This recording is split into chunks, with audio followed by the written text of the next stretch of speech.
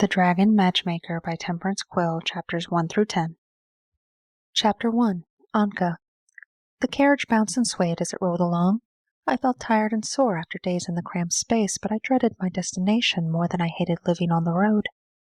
After my multiple failures at landing a prince, my parents were at their wits' end, and this matchmaker they were sending me to had an excellent reputation for finding husbands for difficult princesses. Difficult? Pah! It wasn't my fault Prince Gaddis was so poor a swordsman that even I could beat him, or that Olaf was 3 times my age. Really, what had my parents been thinking?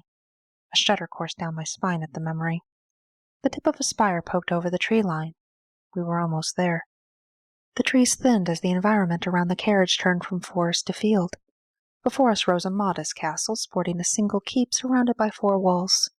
I wasn't impressed. The portcullis was already raised, as if my arrival was expected. That or they felt so secure in their location they didn't feel the need to use it. Pulling into the bailey, a footman opened the door to assist me out of the carriage within seconds, and 2 manservants were already unloading my luggage. My assessment went up a notch. The lady of the house is waiting for you in the solar, but gives you leave to see to any needs you have before meeting with her, your grace, the footman imparted as he escorted me to the keep doors. Gives me leave? Restraining the urge to be indignant and take it out on the servant, I simply replied, a washroom to refresh myself would be most welcome. Of course, this way. The man steered me to a small washroom not far from the keep entrance. Will you require assistance? I can send for a maid. No, I just need a moment, thank you. Closing the door, I took care of my needs, washed my face, and after straightening my hair, looked at myself in the mirror and took a deep breath. I was Crown Princess Anka Kartasova of Estelia, and I would not be talked down to by some hermit who claimed she could help me find a husband. Straightening my spine, I opened the door and resigned myself to the next step of this debacle. The footman was waiting for me. Your Grace, he intoned, bowing and offering his elbow. Taking another breath, I placed my hand on the crook of his arm and allowed him to guide me to the solar. Coming to a door, he opened it with a sweeping gesture and stepped to the side, his posture making it clear he was going no further.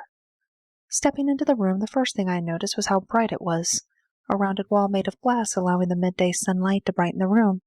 Light woods and gold gilding amplified the light and served to make the room feel warm. A built-in bookcase dominated another wall, and a sitting area was situated around the fireplace. A woman seated in a chair by the fire placed her book to the side and rose when I entered the room. In a burgundy dress with gold and white embroidery that hugged her frame, her high cheekbones were to be envied, and her bow of a mouth could launch fantasies that were anything but decent. Approaching me, it became apparent the woman was a head taller than me and had a presence that immediately made me shrivel inside before I could fortify myself. Crown Princess Anka Kartasova of Estelia, welcome to Bellbrook, the woman greeted with a curtsy that indicated we were equals. My hackles rose. Who was this woman to think she was equal to a crown princess? I am, and you will show me the proper respect. Oh? And how is that? The question was innocent in its wording, but embedded within was a warning. I am the crown princess of an entire kingdom, but you think me your equal? How dare you? At least you know some etiquette. Most girls don't even notice or are too scared I'll send them home unmarried to say anything. As to my daring, I'm your head mistress and guardian, charged with your protection and turning you into a princess suitable for marriage. There's no room for subservience. Not if you don't wish to be dragged before the altar and tied to some fool, a geriatric old man, used as a disposable pawn or worse. If you think your family sent you to me in error, there's the door and your carriage hasn't yet been stored, your grace. A sweeping movement of her arm emphasized her dismissal. I blanched. That was not the response I'd expected. If I returned home now, my parents would be furious. The woman had called my bluff and won. It's been a long journey, and my exhaustion seems to have shortened the leash on my temper. Please accept my apology. The matchmaker held up a finger in warning. This once. I have many demands on my time, and I'll not see it wasted. For now, Veronica will escort you to your room to give you a chance to rest. The bell will announce the evening meal if you wish to join us, and the servants will assist with any needs within reason. Do not abuse the privilege. Finished with the discussion, she once again moved her fingers in a sweeping gesture toward the door. Turning to go, I found a servant girl waiting for me. I paused halfway there and turned back. I don't believe I ever caught your name. It hadn't seemed important at the time. For now you'll call me mistress. My name is earned, she replied implacably. My eyes narrowing, I turned on my heel and allowed the servant to lead me away before I said something I would regret. Valva. Watching Unka Kartasev leave, I smiled. I did enjoy a challenge. Should I eat her? My companion asked. No, not yet. Give her a chance. Things have been boring around here. I returned to my chair and my reading. I only had a little longer before it would be time for me to check on another of my students. Anka. I was shown to a suite that, though not as impressive as my chambers at home, was not objectionable.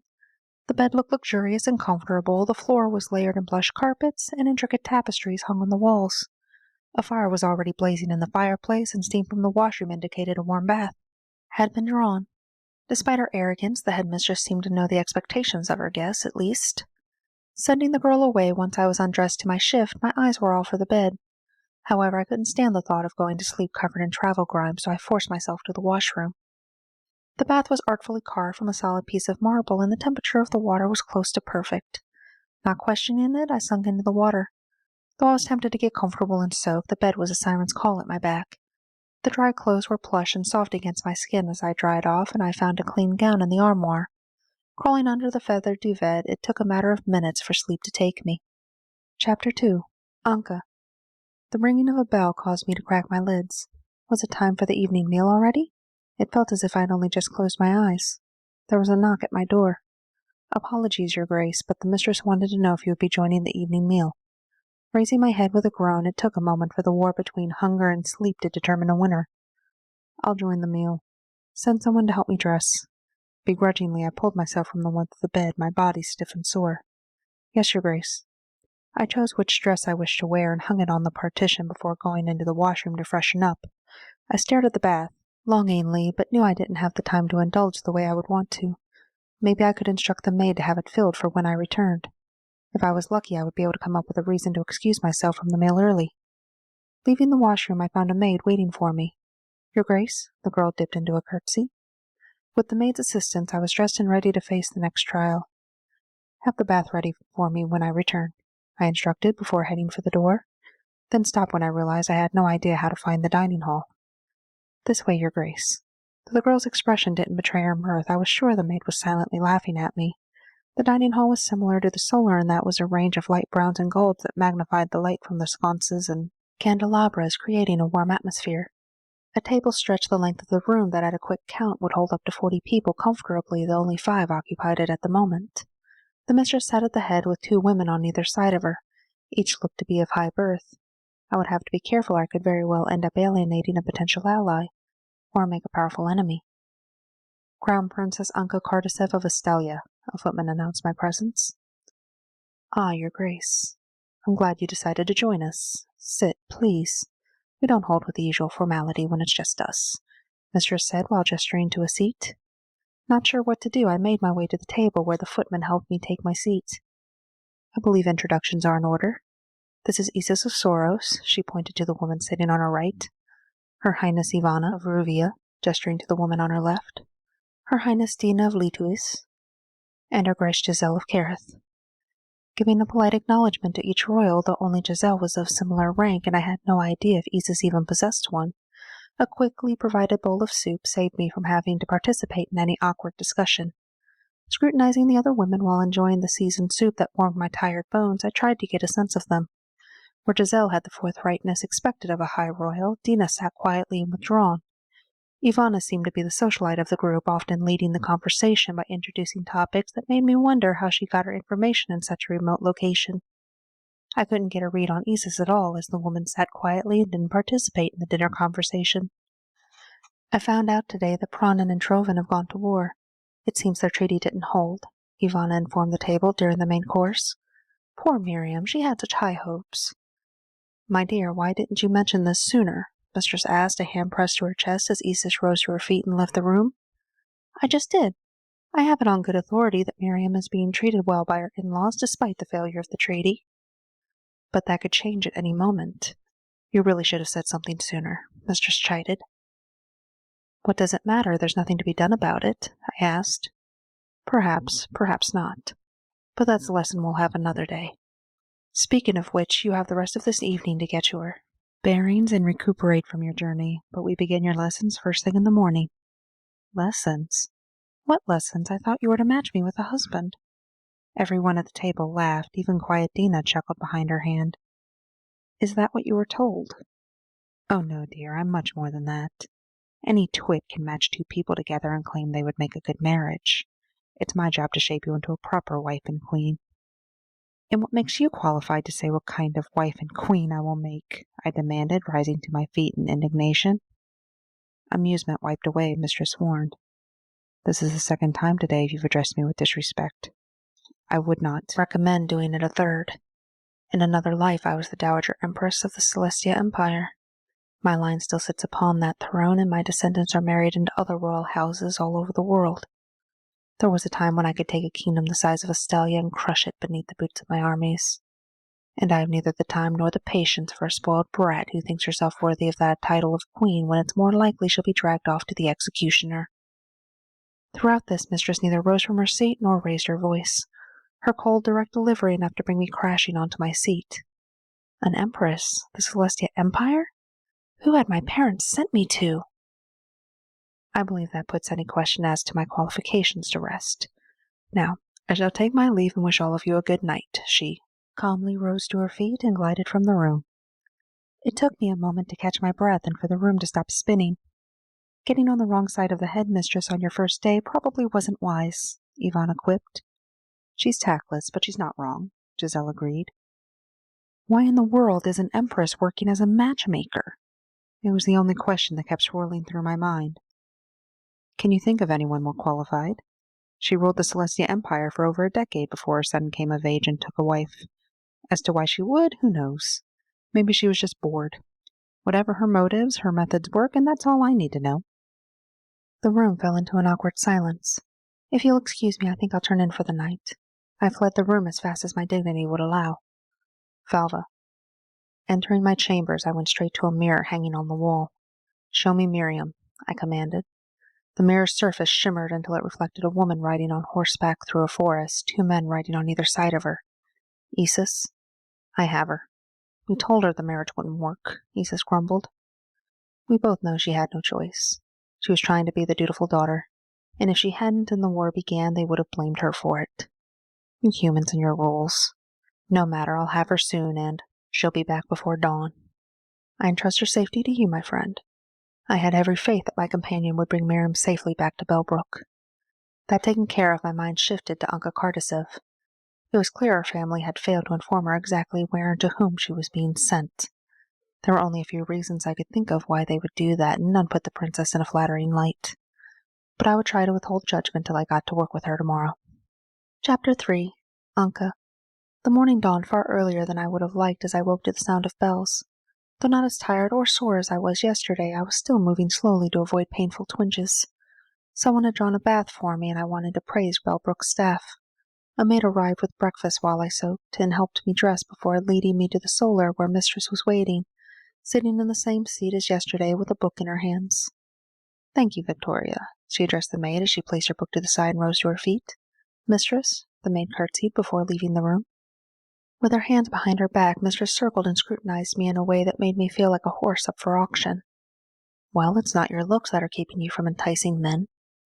Tell me about your suitors, do be honest. I bristled. It's not my fault they didn't pursue their suits.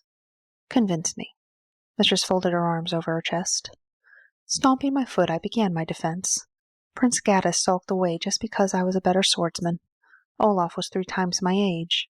I'm fairly certain Tarquin was more interested in my manservant than me. Robert was sweet enough, but always had his nose in a book, and Edgar— I wrapped my arms around myself to still my trembling. I would have killed him or myself before I stepped foot near that altar. Mistress's expression softened in sympathy. It is a gilded cage, into which we are born, but that doesn't mean we can't use it to our advantage. Did none of your suitors appeal? Eric seemed nice enough, and I didn't find Giles objectionable, I conceded, thinking of the 2 princes that had come the closest to asking for my hand. Why didn't those courtships progress? Mistress inquired, her antagonism replaced with curiosity. Eric was a 3rd son, so my parents didn't approve. Giles had to leave prematurely when his country was attacked by its neighbor and never returned. and I never heard any word as to what might have happened to him. You certainly had a rough go of being courted. Let's see what we can do to fix that. First, what kind of man interests you? A prince? After a short silence, she prodded. Yes, obviously, but what else? A handsome prince? I wasn't sure what Mistress was asking. Oh, my dear girl. We're talking about a man that you'll be living with for the rest of your life, if all goes well. It's important that the match be good politically, but it's just as important for you that he matches you personally. I suppose. What was Mistress talking about? Let me approach this another way. What position do you want to hold in the household of your husband? I would be his wife, I replied, thinking that should be obvious. Yes, but what role would you play in his life? His playmate, confidant, right hand, his equal, his spoiled pet? What place do you see for yourself as his wife and future queen? Mistress's tone was verging on impatience. That won't be for me to decide, will it? If I do my job right, she gave me a conspiratorial wink. But a lot of it will depend on you, knowing your strengths and weaknesses, being able to identify his, and working around them in a beneficial way. Now that's just the marriage portion. We also have to measure the politics of the situation.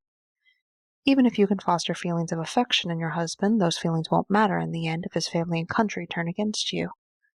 You need to be able to measure the advantages and disadvantages of every suitor on both a political and a personal level. I'll give some examples, as I can tell you have no idea what I'm talking about. I wanted to breathe a sigh of relief. I was starting to feel quite lost in the conversation. As a crown princess, you are in a unique position. Unless your parents produce a son, your husband will be next in line for the throne of Estalia, as well as any throne he may already be in line to inherit. So if you were to marry a crown prince, the result could be your kingdoms combining into one.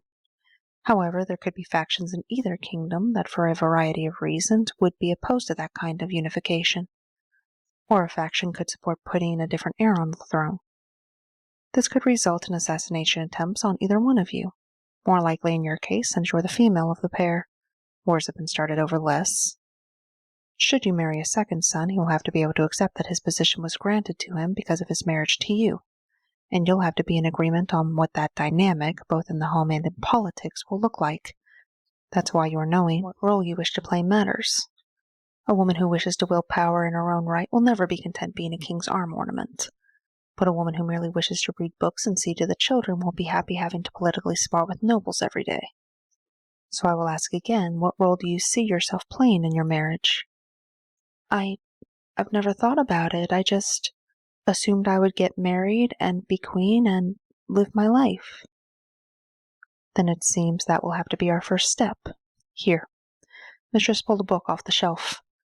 This is a collection of the histories of various queens, the roles they played, and what they did during their reigns. It can be a little dry at times, but from their examples you may be able to find some answers for yourself. Take it and we'll discuss it after the midday meal. Clutching the book to my chest, my mind was a whirl of questions as I left the room. My parents had never spoken to me about my future other than who I would marry. There hadn't been any conversation about what I would do once I was married and queen in my own right. Thinking of it now, that seemed a glaring oversight in my education. Valva. Watching Anka leave the room, I shook my head.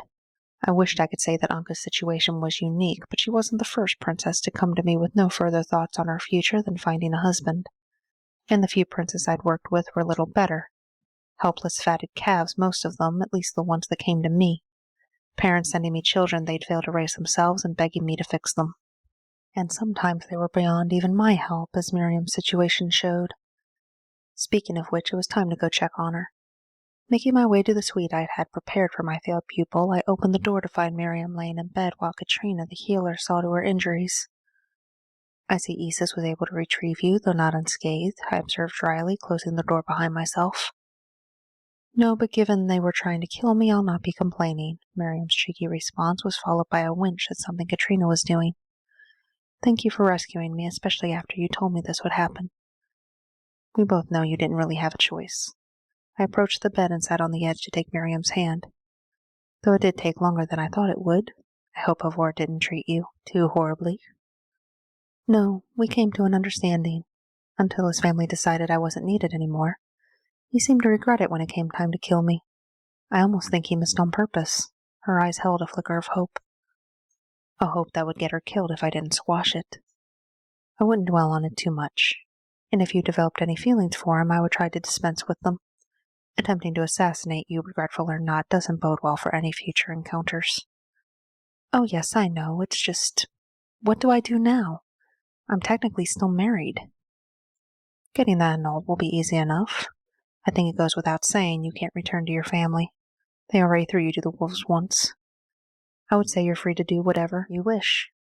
If you still wish for a husband, I'm sure a lower prince or noble can be found. Or you can disappear and become a hermit. The very idea sent Miriam into a fit of giggles. Ah, yes, I can see it now. I'll become the old hedge witch that lives in our little cabin with her collection of cats.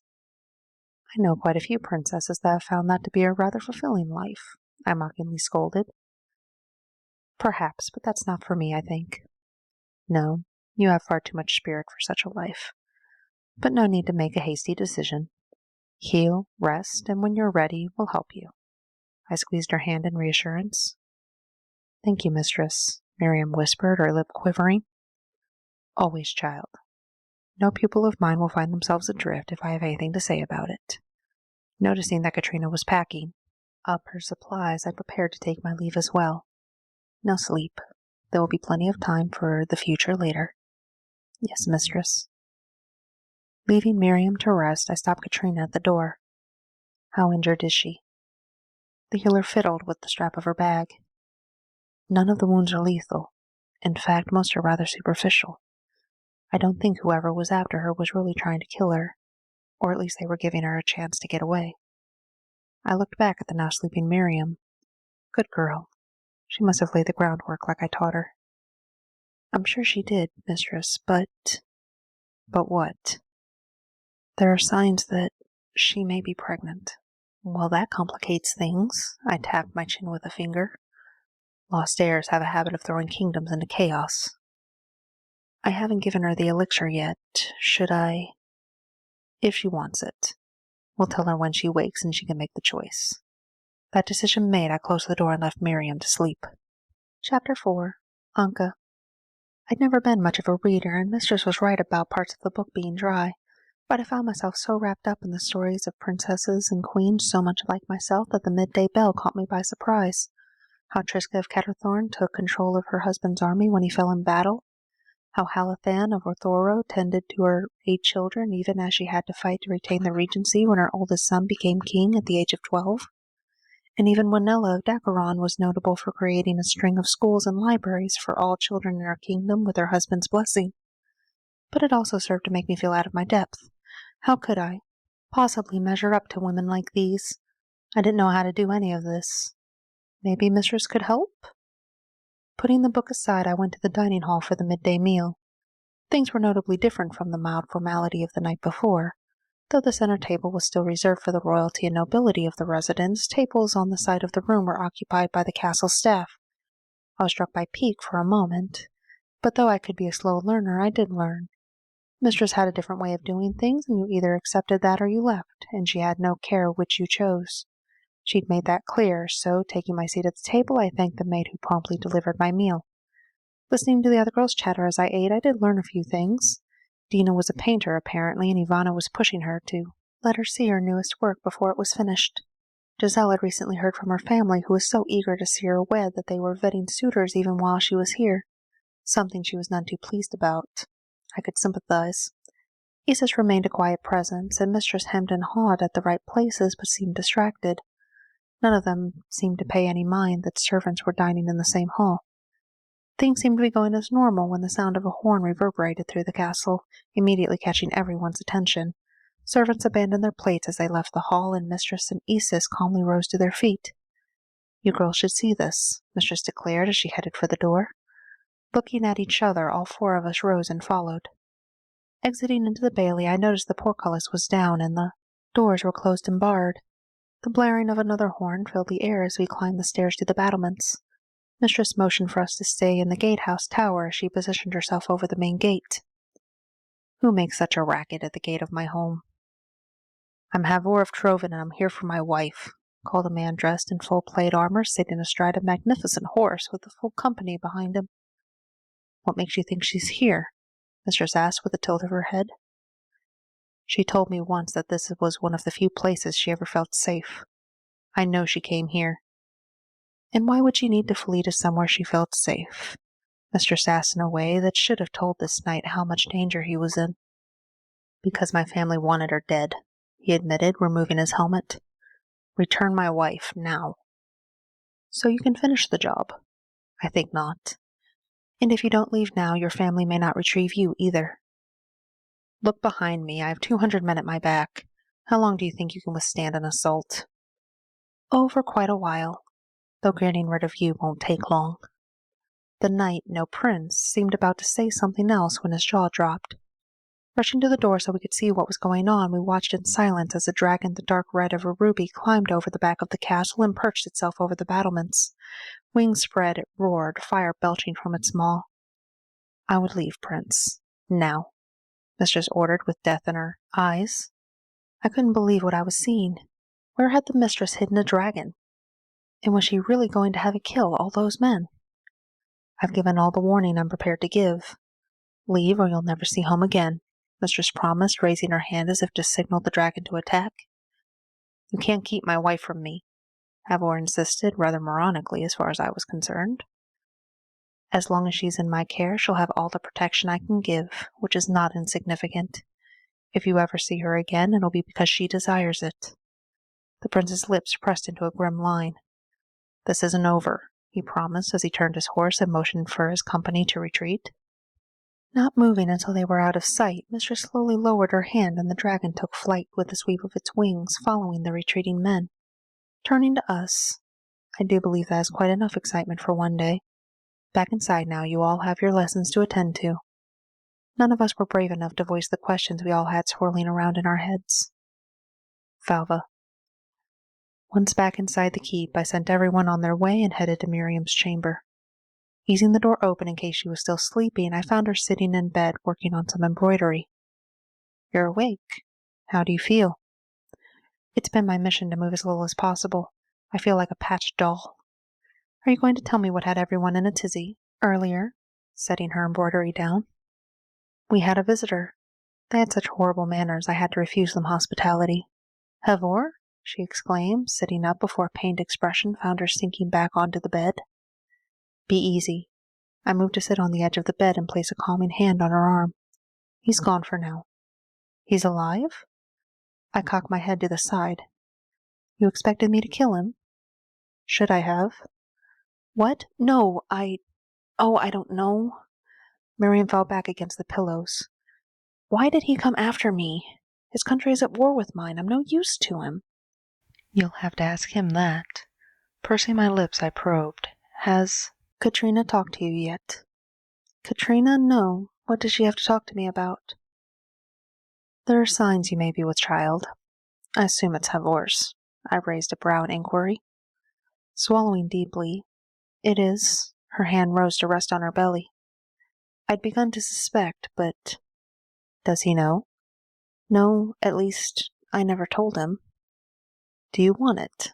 The implication was clear. I think so, but how do I tell it the reason it has no father is that he wants us dead?" The woman looked at me with such sadness and a desire for guidance that my heart broke. "You know I'm no romantic, but how sure are you that he wants you dead?" I was only entertaining the notion because, in all truth, Miriam should be dead if that had been the desired intent.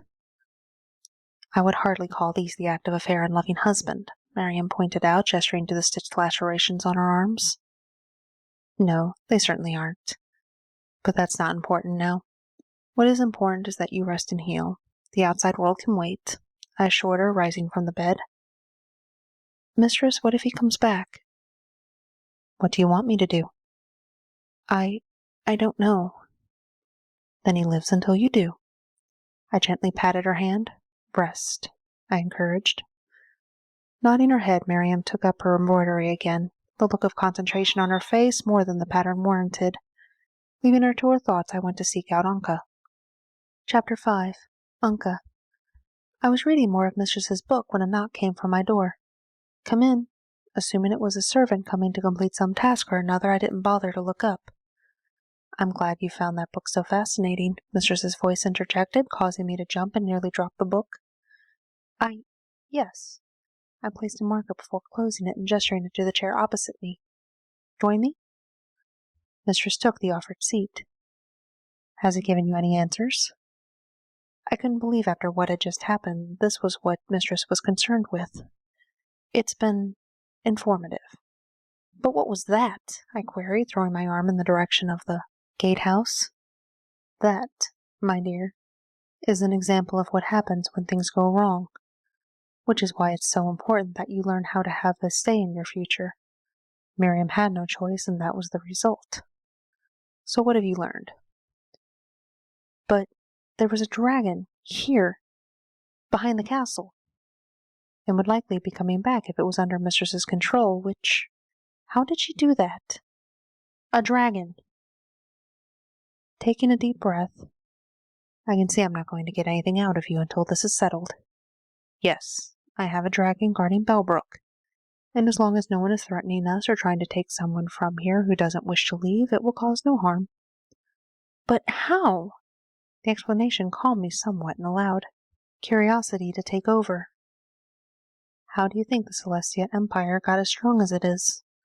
No country becomes a ruling power unless they have a particular advantage, whether that advantage is geographical or material. Estalia, for example, will never be a ruling power. You lack the materials. But overall you're safe from an invading force because it wouldn't be worth the effort of conquering such a mountainous region. In Celestia's case, we had dragons, among other things. I bristled at Mistress's assessment of my homeland, but I did take a moment to think. Estalia was mountainous, which made it easily defendable, but no, its population could never withstand a long war campaign. How does it work, the dragons? Do you raise them like horses? It was the only way I could think of that they could control such creatures. Mistress laughed. Oh, dear girl, never say those words in these walls again. She sobered quickly. Dragons are not livestock. If one ever deigns to give you its attention, you would be wise to treat it with respect. Though their young are often boorish, the elders of their race are as sophisticated as you or I. What? But the stories have them described as vicious beasts. And who told those stories, dear? She prodded, her brow raised. When I thought about it, I realized I don't know. Valva's lips turned up in a smile that held a touch of pride. Those who fled us, taking with them stories of vicious beasts that flew the skies and burned villages to the ground. Outlandish tales that often come from those defeated in war. Steepling her fingers together. Now enough about that. What did you learn from the book? I had to think to remember anything I'd read. So many women that did amazing things. I'm not sure I can be like them. I don't know how to do those things. Neither did they, dear. But they learned to work with what they had. Such is most often our lot in life. The point wasn't to make you feel inadequate, but to give you inspiration. To give you a guide to how you want to shape your own future. So if you had the choice, what would you see happening for yourself? I tried to keep Mistress's words and the questions she'd asked in mind while I read the book, and had made a few determinations about myself that I hadn't really considered before. I don't like politics or dealing with nobles. I found council meetings boring the few times I've attended them. But I like balls and festivals, and I like to see people happy, and I would want a husband that's kind and that respects me enough to listen when I say something, even if only to tell me why I'm wrong. That's a good start. So let's figure out how to expand on that. First, we have to figure out what went wrong in the past. Not that I don't appreciate it, but is this important at the moment? You just had a company threatening to lay siege to this place. Yes, I did, and now they're gone. Should they return, I'll deal with them again, but I'll not allow such a minor distraction to interfere with the running of my household. Now, imagine that you're at home and a proposal delegation has arrived. What do you do? Mistress would apparently not be deterred. Do I know what they're there for? For this, we'll say there's been a parchment exchange on the proposal, and this is to finalize the arrangement. I would greet the prince, should he be present, and follow the usual protocol. If my family gave me any specific instructions prior, I would follow those. and the way things had been done had been regimented to a T. I had been forbidden from making any gesture that hadn't been approved ahead of time. How have these situations usually gone with your prior suitors? Usually we would sit, each family on their side of a table. The servants would bring in food and drink, and they would begin negotiations about trade and military advantages. I found it all boring, really, I finished, shrugging my shoulders. When would you get a chance to speak with your suitor? Was her brow raised in disapproval? Usually at dinner, then a few occasions over the following days. Depending on what kind of entertainment my parents arranged, I could always tell how much they wanted a match from how well they pampered the delegation. Falva. I was starting to see part of the problem. All this talk of protocols and instructions indicated that Anka didn't or couldn't take charge in her own courtship. Her family directed the dance to an unconscionable degree. Tell me what the assessment was for each of your suitors, as well as you can remember. They never went over that with me. It was my duty to entertain the suitors and show myself to be a desirable match. What? How did they expect the girl to function in such ignorance? Tell me about the interactions you had with your suitors. I dreaded what the answer would be. I didn't speak much with Gaddis. The morning after he arrived, I was in the practice yard. We had a style of dance that involves the use of blades, though it can be used for combat. He thought it was hilarious, and the next thing I knew, he was coming onto the sand with a blade. He didn't give me time to explain that it wasn't a combat form I was practicing before the fool was swinging at me. The guards, caught by surprise, came to intervene, but only after I'd already disarmed him and had him staring up at me from the flat of his back. He was gone within hours. Then Olaf arrived. We would go for walks around the gardens. I think that was all he was capable of. I tried to be kind, I did, but being with him was like being with my grandfather. He walked with a cane. He would tell stories that I had read in history books as if they had happened yesterday. And as for the idea of being in bed with him, she visibly shuddered. For Tarquin, they set up a tournament. He was supposed to be fond of such things. He signed up for every event. I thought I would try to support him, but I may as well not have been there, though he did show a lot of interest in the steward we lent him. He only stayed for the tournament, and when he left, the steward disappeared. I really hoped those were the worst, because so far I had nothing to work with. Robert gave me some hope. He was quiet, but I only took that as a sign that he felt as awkward in the situation as I did. Only a few dinners were planned. I would try to seek out his company and would always find him in the library.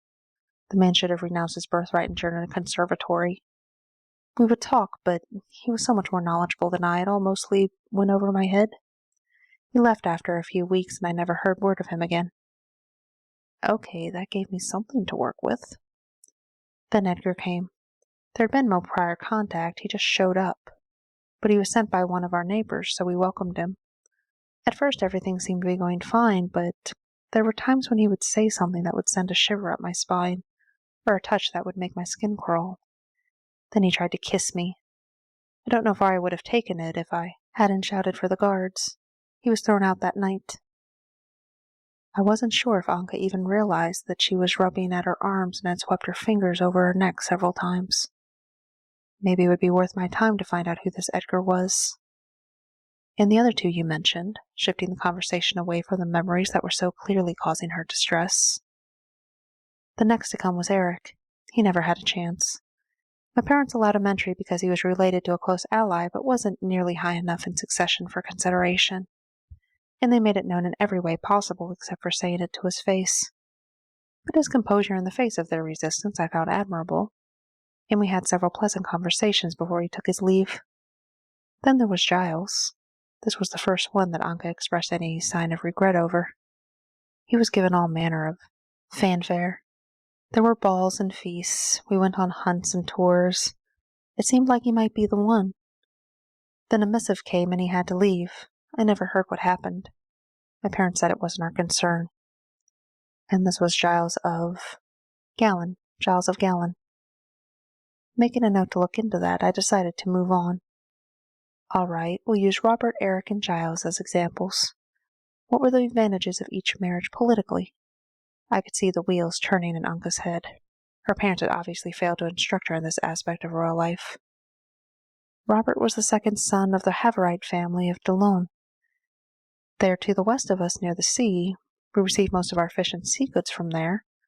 They don't have much of a military because of their small size, but their navy is their strongest asset. That was where Anka faded off, clearly not able to continue her evaluation. Good. Now take it further. What advantage would each country gain from the match? Her brow furrowed as she thought. We would have gained access to the sea? A small advantage, though not an insignificant one. What would Delon have gained? A stronger country that would come to their aid? More of a question than a statement. That could be significant, depending on the geopolitical climate of the area, but I'm gathering that neither felt the match was advantageous enough to pursue. Let's look at Eric. Taking his bloodline out of the equation, what would have been advantageous there? Anka tapped her chin with a finger as she thought. Eric came from Benin, not a small country, bigger than Estalia. But we didn't have close ties with them, and they don't share a border with us. Do you feel that if you knew more about them, that an argument could have been made? Perhaps, she conceded uncertainly. That will be your next task, then. Holding my hand palm up, a book materialized in it. You are to study Benin and construct an argument in support of the match with Eric. This is a purely intellectual exercise, of course, I added, making sure Anka wouldn't misconstrue my meaning to be that I was encouraging that particular match. But it will be important that you're able to advocate for a match that you desire that your family may not. You won't always win, but you can at least make the argument that's most in your favor. Taking the book from me, more reading? Knowledge is power, dear. Like a dragon with their hoard, always gather as much as you can. With that, I got to my feet and swept from the room. Chapter 6. Falva. With Anka assigned her task for the day and Miriam resting, it was time to catch up with some of my other pupils. Hearing screams of unrestrained rage and the thud of items hitting the walls before I got to the door, I didn't bother knocking. The room was a shambles and Giselle wasn't done, throwing anything that was close at hand while she roared. The only thing that saved her was the fact that none of my servants were in the room. But with no one in immediate danger, I let her vent until she finally collapsed to the floor in exhaustion. I hope that was cathartic for you, because you will be paying for anything damaged, I remarked when I thought Giselle was in a headspace to hear me. The girl popped her head up. Do you know what they've done? She demanded, getting back to her feet. I think the whole castle knows what they've done, I said dryly, crossing my arms over my chest. I won't do it. You said you could help me. I said I could help you. I didn't say I could make everything happen the way you wanted to. And I've been very clear about that when Giselle had come to me, practically begging me to help her and her lover. Garrett was currently working on his part of the plan, but it had never been a sure thing. Giselle's family was set on seeing her in an advantageous marriage, whether she wanted it or not. What does that mean? The girl demanded, getting to her feet, her hands clenched into fists at her sides. It means if you want the man you say you love, you may have to give something of equal value in exchange. What would I have to give up? Your birthright.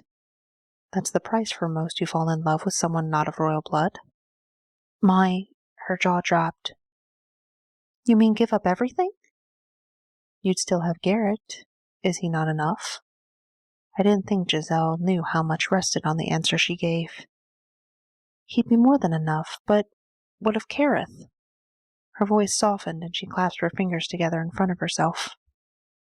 You are not their only child. Would not your brother simply take your place? Fernand, have you met him? He would be a disaster as king. Her face grimaced in a most unladylike expression. Then we need to buy more time for Garrett to return. Who has? Your family proposed this time. We'd already thwarted several attempts for them to call her back for one marriage or another.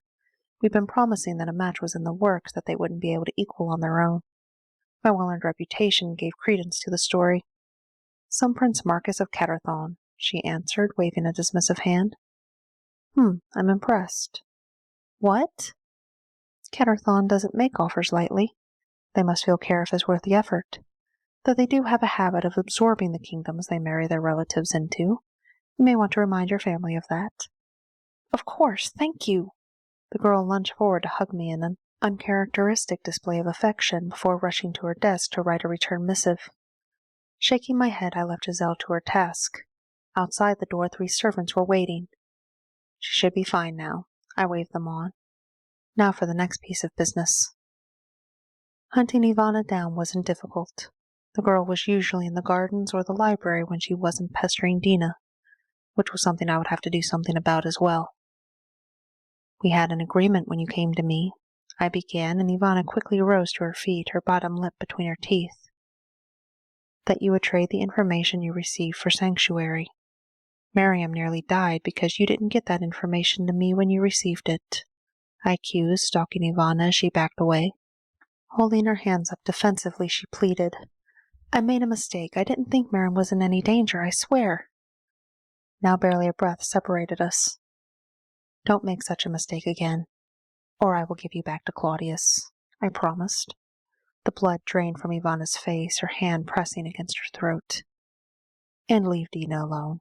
She's not here for your amusement. Having delivered my message, I turned to leave.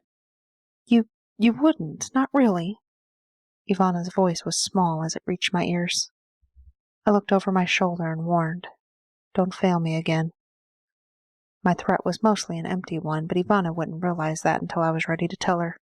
Her carelessness could have gotten Miriam killed, and she would have to stew on that for a while until I was sure my point was made.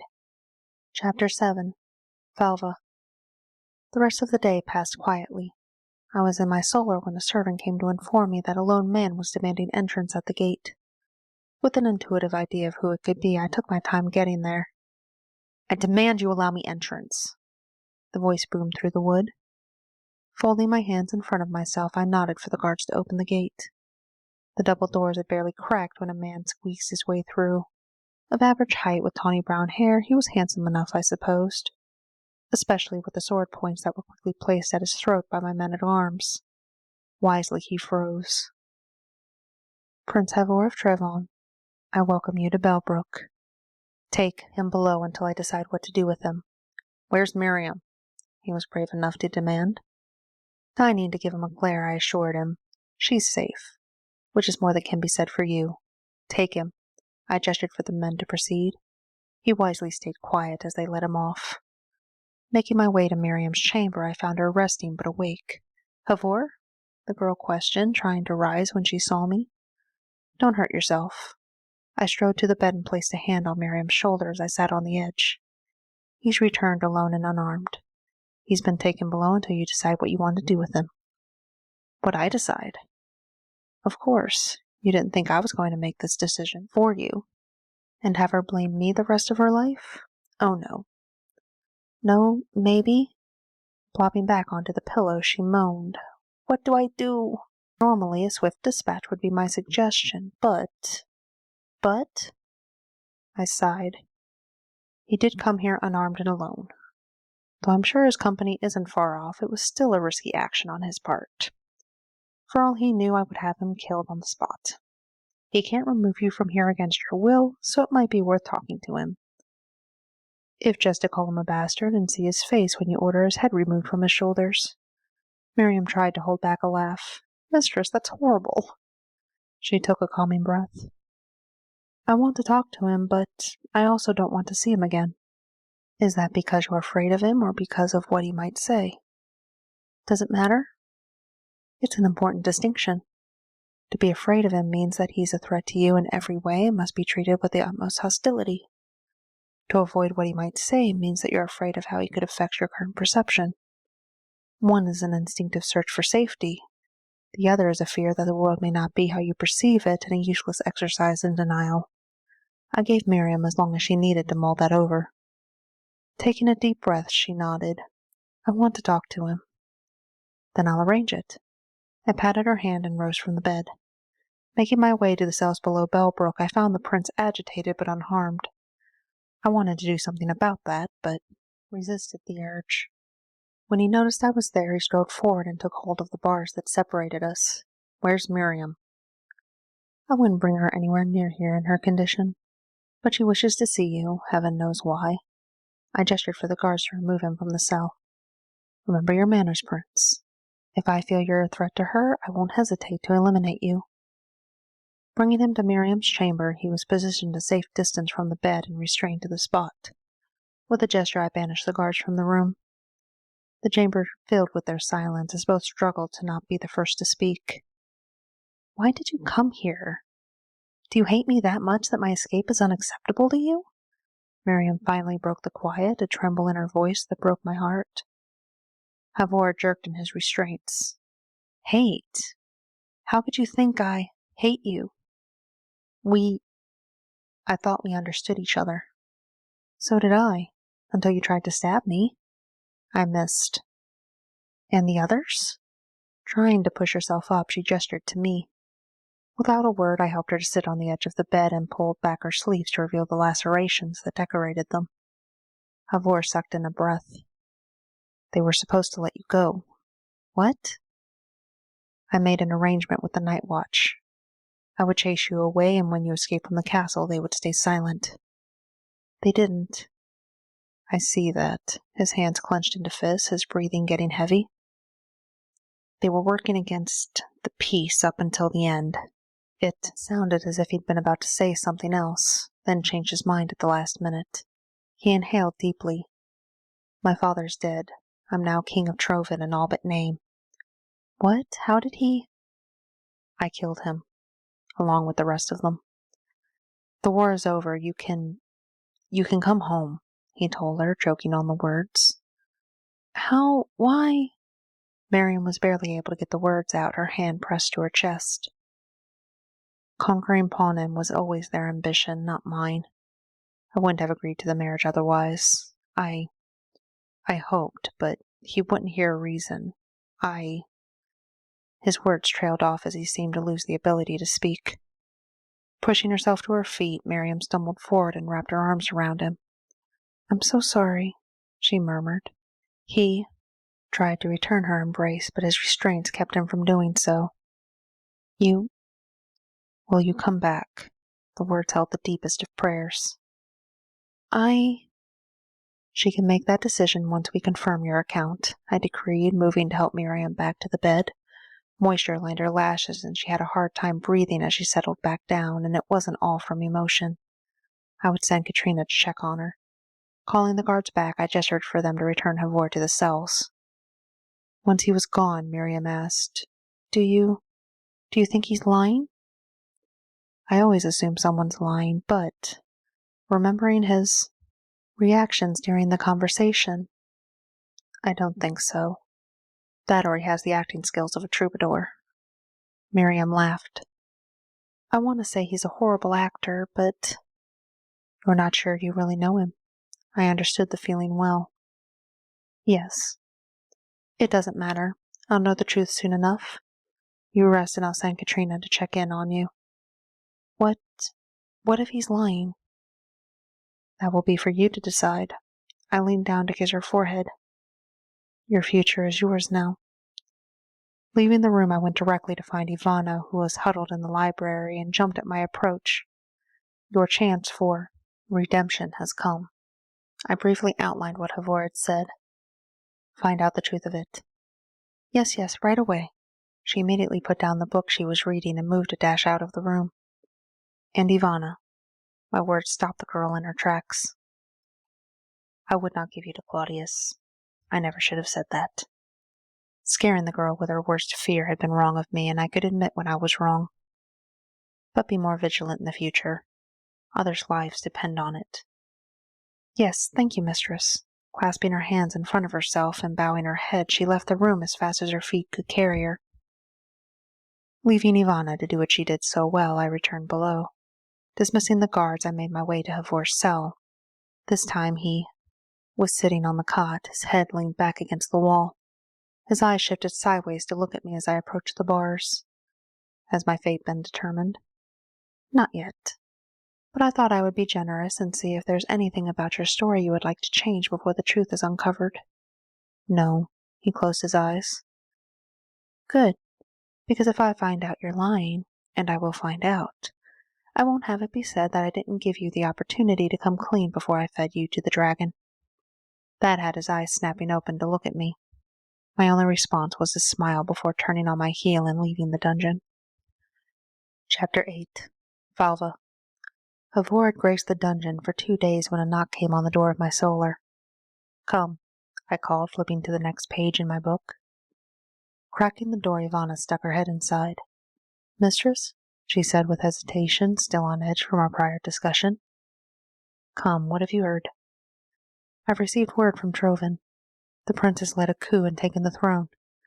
The king and other members of the royal family have been executed, and a ceasefire in the war with Pranan has been declared. Walking forward, she reached out with a sheaf of documents in her hand, a hand that shook. This would not do. Well done.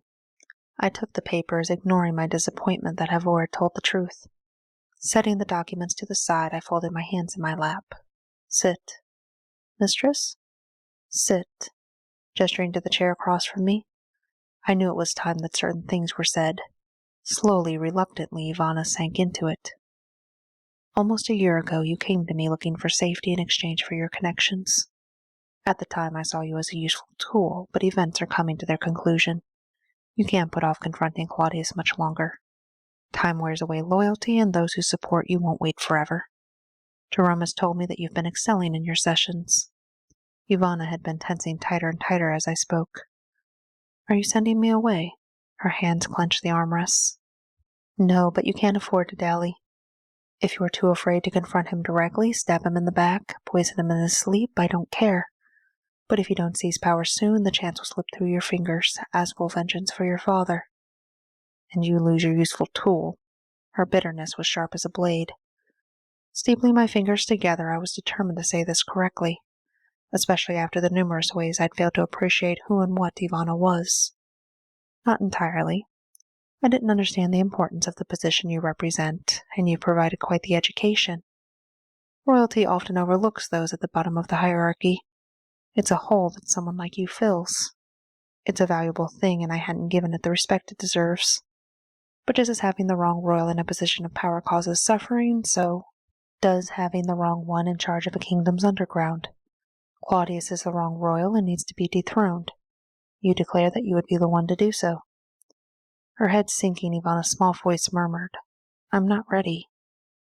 That's your fear talking. I won't force you to go, but know that you won't be going alone. Her head rose. What do you mean? Jerome has taken a liking to you.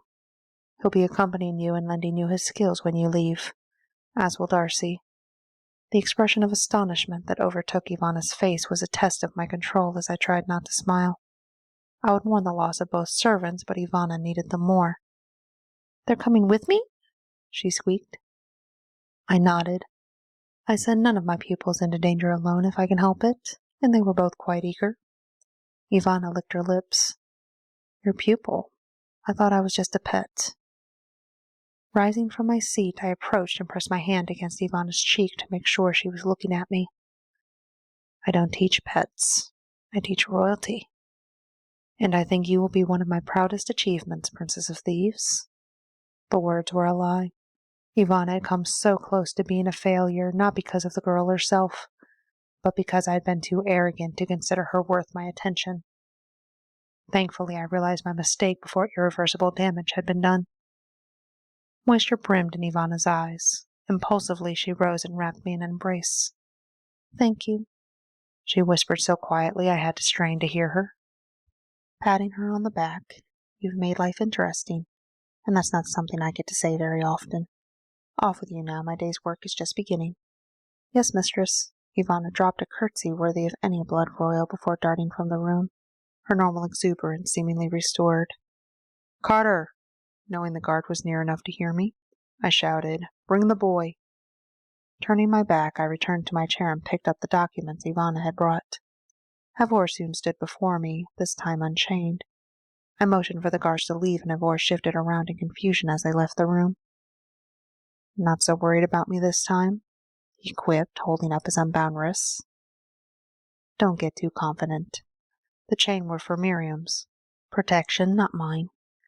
I picked up the stack of documents just to let them fall back down to the table. I've received word. Your story proved true.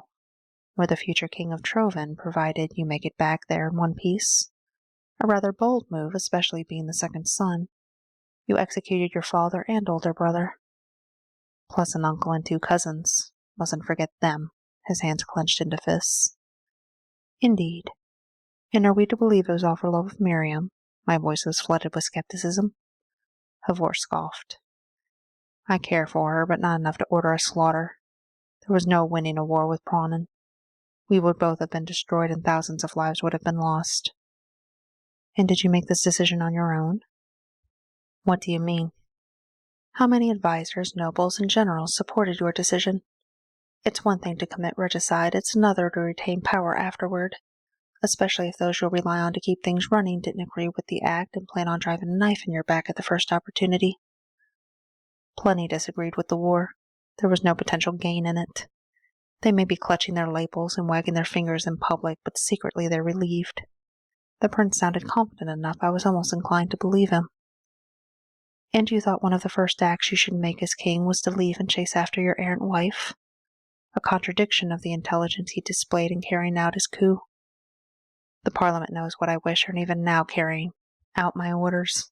I could afford to leave for a few days. That confident in your supporters, are you? I smirked. Or is it more likely that you thought you would come here, I would throw Miriam at you to avoid your wrath, and you would be home by dinner? Did you think she would be so overwhelmed that she would throw herself into your arms? And did you have any thought as to whether it would even be safe for her to return with you? Or is that not even a consideration? She's my wife. She belongs at my side. The glare he threw at me would have reduced me to ashes if it had any real power. And what of her safety? Did her family even inquire about her when you sent your declaration for a ceasefire? I prodded, raising a brow. I'd surround her with an entire company to keep her safe, but the nobles and merchants want peace with Panin. It would be to their detriment to assassinate her. There are always outliers, and it doesn't take many. But it won't be my choice or yours, I told him, rising to my feet. What do you mean? His brow furrowed in puzzlement. For the first time in our life, the decision will be Miriam's. Gesturing for him to follow, I didn't question for a moment that he would. Never mind that there were 2 guards behind him, ready to force the issue if necessary. Bellbrook was small, but it was still a castle, and Havor had grown tense with impatience by the time we reached Miriam's door. Giving the door a knock, I waited for acknowledgement before entering. Looking over my shoulder, I warned Havor, "Behave yourself," before walking through the door. "Mistress? Havor? Don't you dare!" I rushed forward to stop her when Miriam moved to push herself from the bed, though I did arrange some pillows so she could sit up without straining any of her injuries. They were nearly healed at this point, Katrina's potions and salves accelerating her recovery, but I didn't see any point in taking chances, not after last time. Now it seems there was some truth to His Grace's story, which means we've gone from a simple situation to an unfortunately complicated one. It's true? Miriam's eyes flashed from me to Havor, who made it to the midpoint of the room. His eyes were zeroed in on Miriam, though they occasionally shifted to me, and for the first time he seemed unsure of himself. True that he killed his father and brother to take the throne, at least, I answered as I took a seat by the head of the bed, my hands folded primly in my lap. Which means a discussion must now be had. What discussion? Havor's question was soaked in venom. To determine your course of action. You've made your desire perfectly clear, but I question if you've truly thought it through, or if you simply don't care beyond your own demands. Should Miriam choose to return with you, especially in her current state, she'd be a vulnerable queen in hostile territory, and any protection she's afforded will be entirely determined by you. If you truly care about her, then I would re-examine your plan. If all this is to get rid of an undesired wife, there are easier ways. Havor jerked at that last part. I have no desire to get rid of my wife, he ground out through clenched teeth with enough restrained force that even my cynical heart was starting to believe Havor cared. Roland and Ivone are dead? Miriam interrupted, staring wide-eyed at Havor. Lovett, Bernard, and Taff as well, Havor added, his fist clenching. Come here, Miriam ordered, her fingers curling in a beckoning gesture. Striding forward, he gave me a glance before sinking to sit on the edge of the bed and taking Miriam's hand. She reached forward and laid her hand on his cheek. I'm so sorry. Licking his lips and placing his own hand over hers, he reminded her. I told them what would happen if the marriage treaty was a hoax. That didn't make the doing any less painful. But it means you're free now, yes? A hopeful lilt infused her voice. Being king brings no more freedom than being a prince. But freedom wasn't the point. It was to save my people and yours. His eyes rose to meet hers, and a silent communication passed between them. Miriam licked her lips. What will you do now? try to bring peace if possible, figure out who in the court can be trusted, and do everything I can to convince you to come home. The one you told me would never be mine. The same home you chased me from, Miriam threw back. I was trying to keep you from becoming attached if things went wrong, as well as myself. I didn't mean any of it, well, most of it. His lip quirked in a small smile. But now I have the resources to keep you safe. Like before, Miriam asked, gesturing to the lacerations on one arm. They've already tried to kill me once, despite your orders. I'll find and execute every man that was on watch that night, Havor swore. I cleared my throat, getting their attention. Just so we have a clear understanding, I don't believe the guards were actually trying to kill you, Miriam. It doesn't make sense otherwise. What do you mean? Miriam's brows pinched together, both royals now focused on me. Though the guards may have been asked by their prince to let you go, they also had orders from their king to kill you. I believe they split the difference. Put in a half-hearted effort, as it were. If you leave, then they still had plausible deniability with their king and fulfilled the prince's wish. If you died, they could claim it was an accident to one while pleasing the other.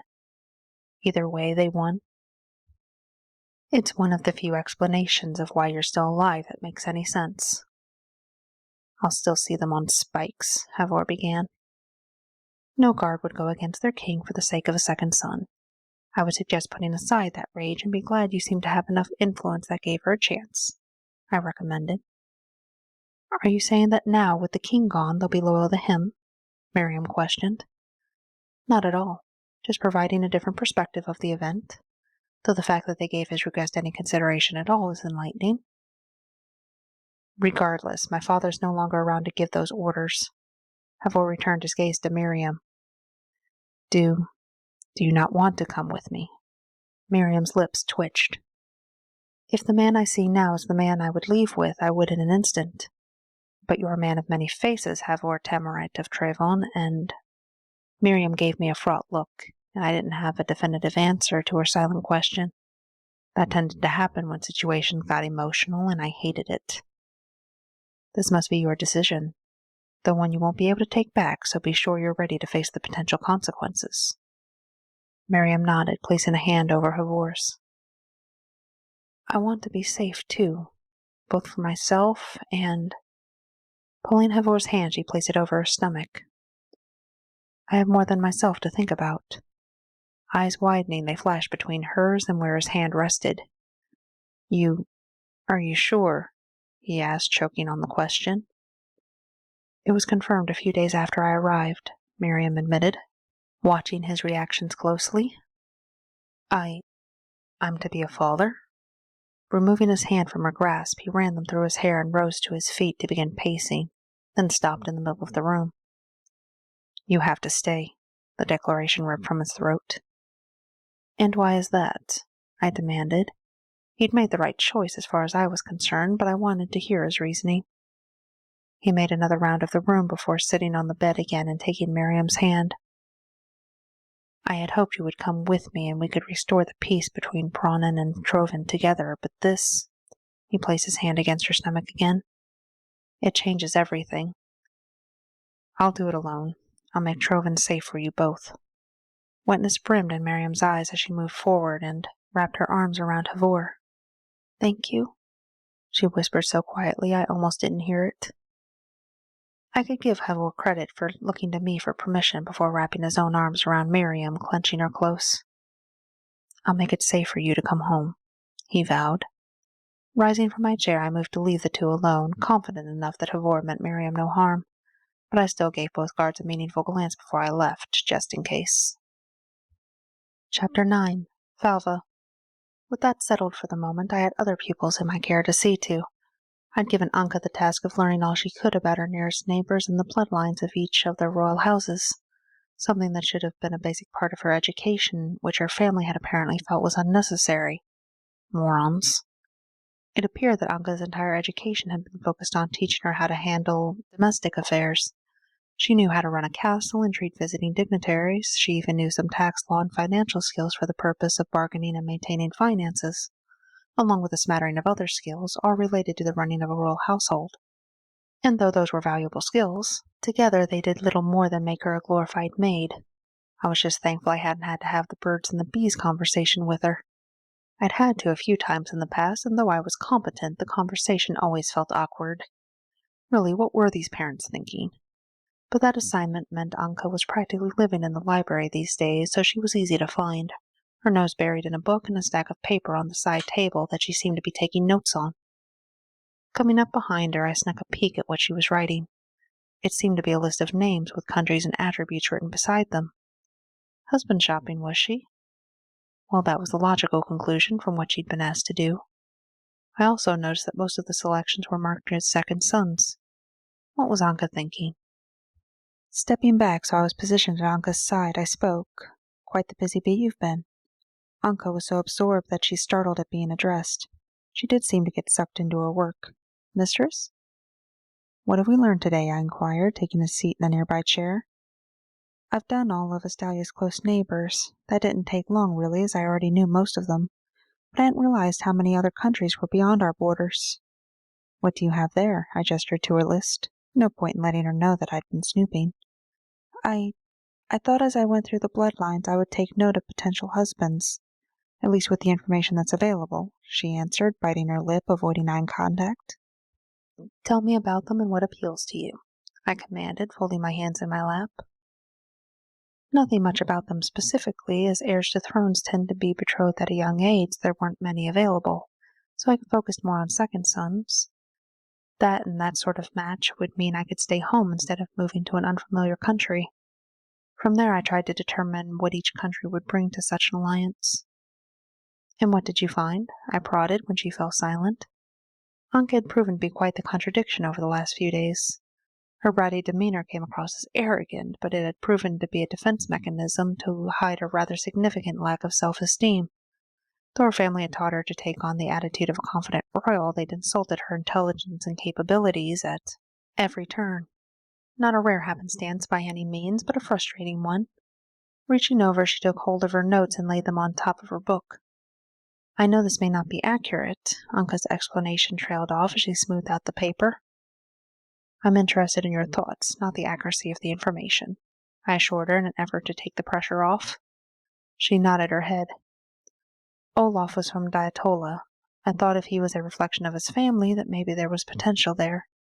He's the uncle of the current king, and though the king doesn't have any siblings, he does have 3 cousins, one of which may be eligible, though extending a marriage proposal to a different family member after refusing one could be taken as an insult. My parents did seem to be favoring kingdoms with access to the ocean, so even though they're small, I looked at the Rent-Free Isles. Their monarchs have 2 sons. The crown prince is already betrothed, but their second son is unattached. I hesitated to look at Belspan, even though it's in a very similar position to Delon, because that was where Edgar came from. But when I thought about it, he did come unannounced, which means there's the possibility his family didn't know what he was doing. In their case, both the immediate heirs are spoken for, but there are a few cousins that might be worth looking into. As she spoke, she kept flashing her eyes from her notes to me as if trying to judge my reaction. There's also Dinselin, but from what I can see, the line there is thin. The king is yet unmarried and only has a few distant relatives. I believe my parents sent an offer but never received a response. She went on to name a few more countries and the possibilities in each one before I brought her to a halt. Well done. But can you name what the advantages would be for Astalia in each match? Anka swallowed hard. The Rent-Free Isles are rich in obsidian as well as other materials that come from the ocean. Diatola shares the mountains with us and is perhaps the closest like us culturally to any of our neighbors. Belspan has similar attributes, but they also make up our entire northern border. I noticed you stayed away from Jalin in your assessments. Why? Without knowing what happened to cause Giles to leave in such a hurry, I felt I didn't have the information to make an informed assessment. A valid observation. I was about to continue when the bells for the evening meal chimed. Well, that's enough for today, I sighed, rising to my feet. Tucking her notes into the book she'd been reading, Anka placed it to the side and rose with me. Chapter 10. Fava. Dinner was a quiet affair, everyone seemingly occupied with their own thoughts. Though I knew what distracted most of them, a gloom that hung over Dina caught my attention. Dismissing the girls once the meal was over, I gave it a few minutes before hunting Dina down. Not that finding the girl in her room took much effort. Knocking before entering, I swept inside to find Dina sitting in a chair near the burning fireplace, staring pensively into it. "You seem distracted at dinner, my dear," I began, taking a seat across from her. Dina's eyes flashed to me before returning to the fire. "Did I? It's nothing." Stapling my fingers together, I waited, allowing silence to fill the room but for the crackling of the fire. Dina eventually released a breath. "It's foolish. I shouldn't be allowing it to affect me this way." "Allowing what to affect you?" Yvonne has been avoiding me." Now I was confused. I was under the impression you found Ivana's presence an irritation. No, not really. I thought that was how I was supposed to respond, and I know I'm not supposed to, but I liked when she was around. She made me laugh, made me feel like someone really saw me. I thought she understood that I didn't really mean most of my complaints, but now she's avoiding me to the point I can't even ask her." "Well now, it would seem I had made a misstep. I believe that may be my fault. I ordered her to leave you alone." "What?" Dina pressed her hands against the armrest as if she would rise. "I apparently misread the situation. I thought she was taking advantage of your more passive nature." "I have to go find her." She jumped up from her seat and headed for the door. I let her go. "Ivana." I was lounging in the garden after a ruthless practice session with Jerome. The man was determined that if I went up against Claudius, that I would come out the victor. He would accept nothing less. Just thinking about the man who'd killed my father and taken over his court sent a shiver down my spine. It would have been one thing if he'd been a stranger, but he'd been one of my father's most trusted lieutenants, until the night he stuck a knife in his back. I bounced on his knee as a child, a fact incongruent with the fact that I'd had to run for my life the night he took over. I would have been his next victim. Hearing his footsteps and him cooing my name had been a recurring nightmare. I knew at least 4 others of my father's court had been killed that night. I also knew the others were waiting, expecting me to return and deal with the bastard. Mistress was right, I couldn't wait much longer. Pounding footsteps caught my attention seconds before Dina dropped to the ground beside me and wrapped her arms around me from behind. I had to restrain myself from attacking the oblivious princess. My relationship with Dina since we met was complicated.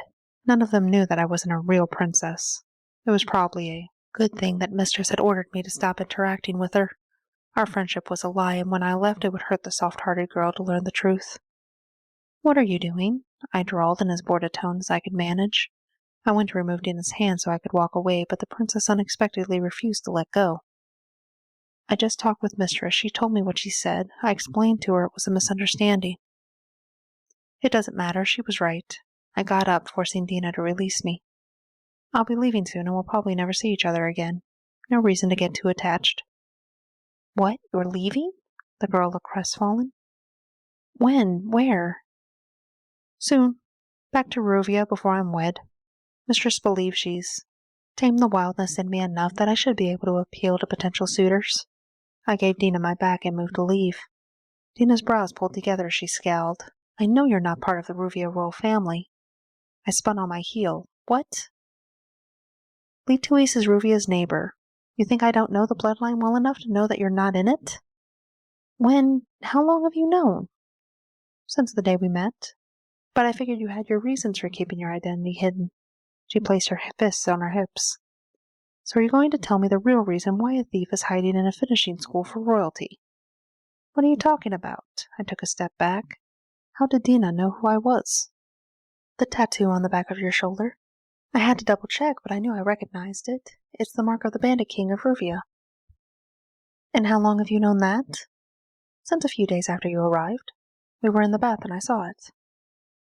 "Then why have you tolerated me? Why didn't you say anything?" My mind was spinning.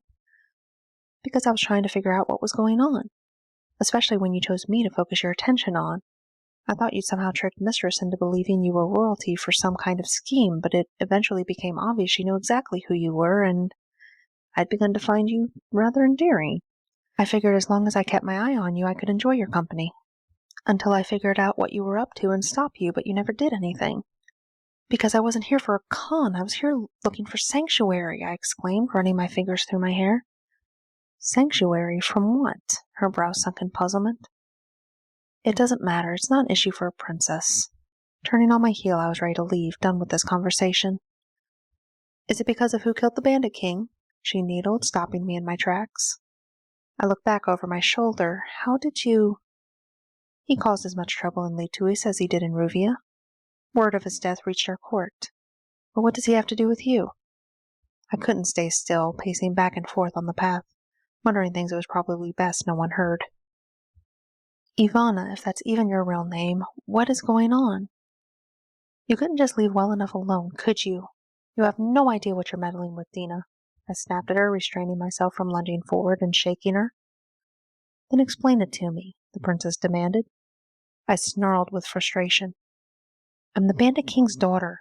He was killed by a man named Claudius. But the time has come for me to kill him and take my father's throne back. Throne? Do you hear yourself? You want to be in charge of a bunch of thieves and cutthroats. The condescension in Dina's voice caused my blood to boil. Those thieves and cutthroats are my family. People who risk their own lives helping me escape. People you wouldn't give a second glance if they were dying right in front of you.